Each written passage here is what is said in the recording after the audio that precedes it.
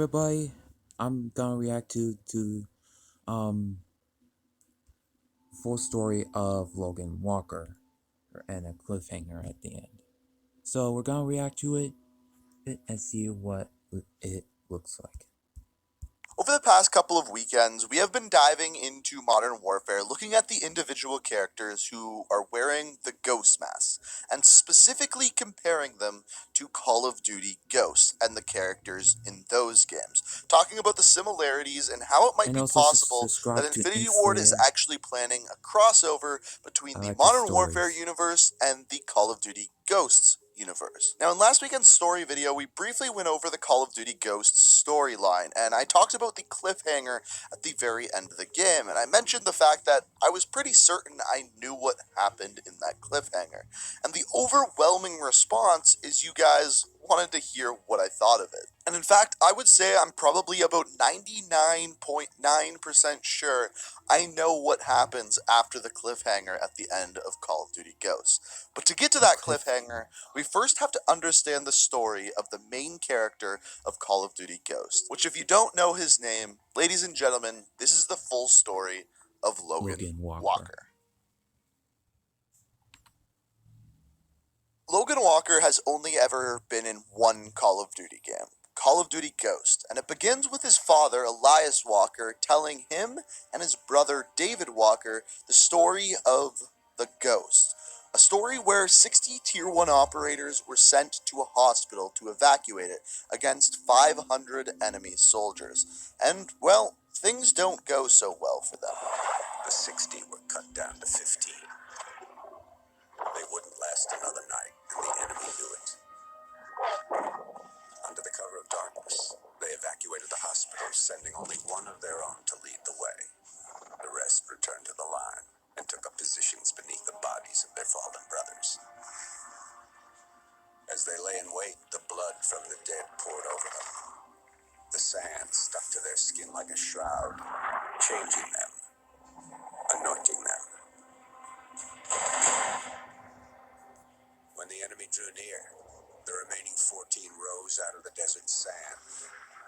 They were like hunters that couldn't be seen, using stealth their enemies couldn't defend against. When the men ran dry of ammunition, they used their blades. And when the blades ran dull, they used their hands. When the dust and sand had settled, only one of the enemy had survived. He was picked up in the desert, wandering aimlessly, traumatized. He expressed warnings to others of a force so menacing and unbeatable, it could only be described as supernatural.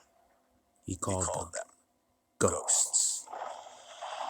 That epic scene. Now, at the time of Elias Walker telling this story to his sons, Logan Walker and David Walker, who is also known as Hesh, they both thought that this was a ghost story. A story to teach hard work and dedication, and that eventually that perseverance will pay off in the long run. And at this time, Logan was only 16 years old. He was born in 2001 in America, and it just so happens that this is when the Odin strikes take place. The Odin was a satellite in outer space owned by the United States Army that was essentially filled with giant lead rods and could shoot anywhere on the Earth at any time. Unfortunately, this satellite was hacked by the Federation Army and launched at California. Now, in this very first mission of Call of Duty Ghost, we see our three main characters scramble to stay alive, and as it turns out, all three of them do. But the main story of Call of Duty Ghost doesn't take place until the main Federation War, which is going on 10 years later. Viking 6, you there? Hesh, Logan. Copy. Yeah, we're here. Go ahead. So 10 years later, Logan and Hesh are working for the United States Army. And the first mission picks up with the two of them working together with their trusty companion, Riley, the doggo. And this first mission picks up with them on patrol outside of the wall, the area that separates the Federation Army from essentially California and them invading. And on this mission, you take out several Federation soldiers, but before the end of the mission, you report back to your reporting officer, who just so happens to be your dad, Elias Walker. Now, your father's next instructions are to send the two of you into No Man's Land, a very dangerous area occupied by Federation soldiers.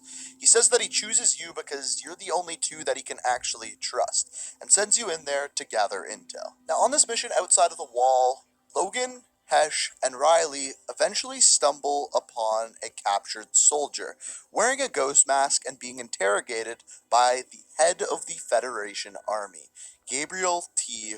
Rourke. Now, the character who is being interrogated is known as Ajax, and the three of you decide to try to go and lend a hand. This is when the three of you get attacked by wolves, and when it looks like all is going to be ended by these four-legged creatures, two other soldiers show up.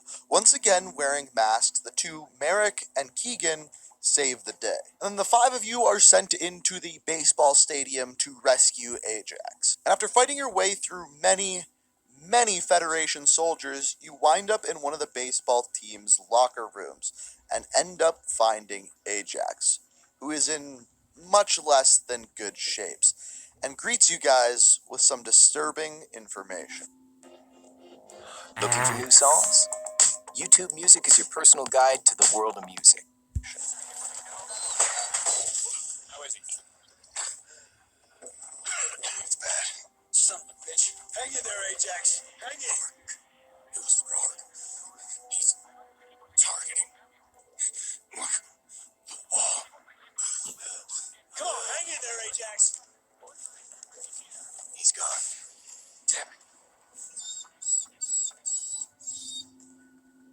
So, clearly from that cutscene, Ajax doesn't make it, but he gives you some really important information. Rourke is hunting ghosts, and up until this point, you weren't sure if these ghosts were even real. Now, after evacuation from this mission, you find out that your father, Elias, has gone into battle and needs help, is stuck in battle and needs extraction. So your next mission is to go in and save your father. And things are going relatively well until you eventually get stuck in a burning building. And when it looks like everything is going wrong, you're getting attacked by an enemy soldier, your brother comes to your rescue. But he isn't able to save you from the fire. That is until you get extracted, and one of the most surprising things in the entire game happens.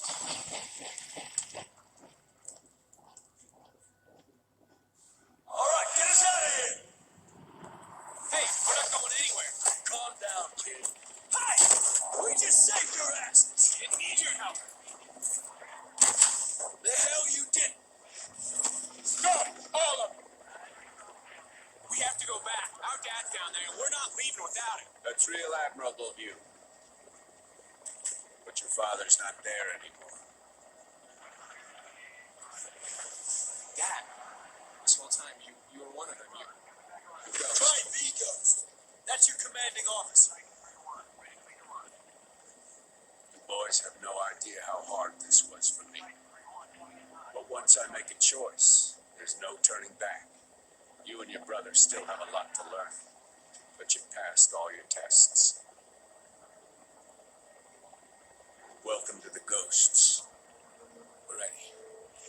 Later. There's no way you ever could. I'm proud of you. Both of you. It's all well and good. But what the hell are we gonna do about Rourke? So after that real touching moment where you find out that you could never let Daddy down, some interesting realizations set in. First thing, that story your dad told you at the beginning of the game was 100% true, and your father, Elias, was actually one of those soldiers. But to make things even crazier, another one of those soldiers was Rourke, the same guy who is currently hunting and killing all of the ghost soldiers. And now that you're inducted into the ghosts, your next job is to find and kill Rourke. Now, this is easier said than done. You fight your way through fireworks, underwater, pretty much you name it, until eventually Rourke finds you. He uses tear gas and captures all of the ghosts at once.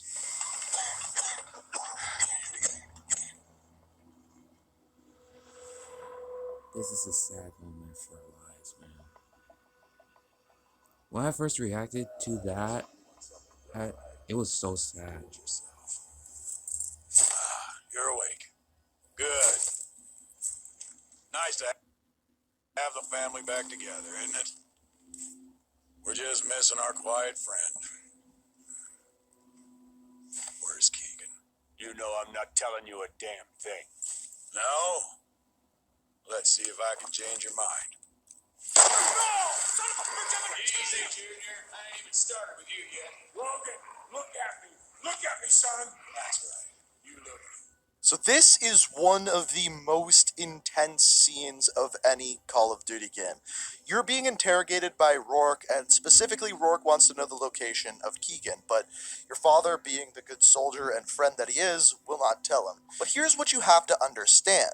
Rourke is definitely the most mad at Elias. You see, years ago they went on a mission together and they ended up having to leave Rourke behind. He got lost on a mission and they looked for him for days, but they couldn't find him. The people who ended up finding him were the Federation soldiers. We'll dive more into that in a little bit. But during this interrogation, Rourke definitely takes out his angers on Elias and, well, this is what ends up happening. And he's gonna get to watch you die. I'll kill you, you hear me? I'll kill you, you son of a bitch! I'm gonna kill you! Motherfucker! I'm proud of you, Logan. Everything's gonna be okay. Oh, you are right, Elias. I'm not a ghost. I'm the man that hunts them and sends them back to the other side.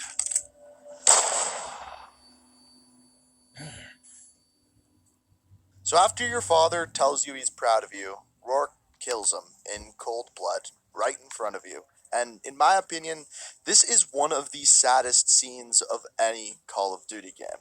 Now, after this, you and your brother are still held captive, but are later rescued by Keegan, and after escaping, you're in full-on kill Rourke mode.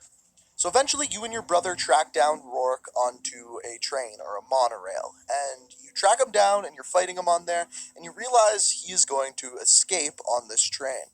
So what you do is order an Odin strike onto the train, so that Rourke can't get away. And this is exactly what happens. The train rail blows up, you fall into the ocean, and you end up fighting Rourke underwater in one of the train cars. And eventually, Logan and his brother win when Logan shoots Rourke dead in the chest. And as it turns out, both brothers manage to escape out of the train car and swim up upon shore, where you see a really weird looking sunset with more Odin strikes landing on the train track. And everything is hunky dory. The game ends, it looks like you beat the Hunky-dory indeed. Federation by killing Rourke. Right? Wrong. Halfway through the credits, this is what we see.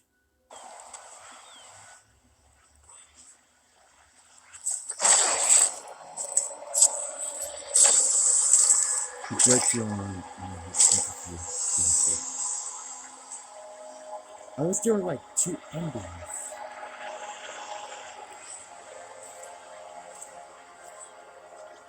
Look at what you did. You're good. I thought 2 endings were, 1, you collect intel and you You'd survive, have been a hell of a ghost. and you But that's not and gonna Rourke happen. did not survive, and you save There ain't Hesh. gonna be any ghosts. And the second one, you don't collect intel, and you We're gonna don't, destroy them and you get together. captured by Rourke.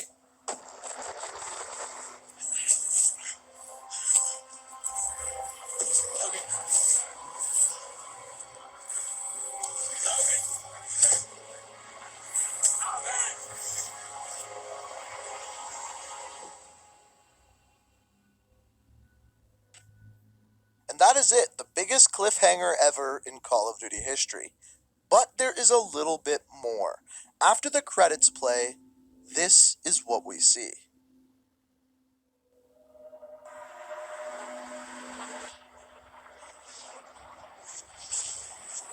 Logan's in the Amazon.